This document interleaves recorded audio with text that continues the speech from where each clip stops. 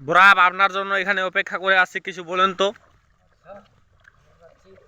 কেন বারবার বৃষ্টি হয়? বলেন না বারে। বৃষ্টি হলে আমি কি করবো? এখন তো কোনো খাওয়া দাওয়া কিছু নাই আমাদের। আমরা কি করে খাবো এখন? দাঁড়ান না, কিছু বলুন। কি বলবো আর? বৃষ্টি খুব, আমাদের বাড়িঘর সব ডুবে গেছে।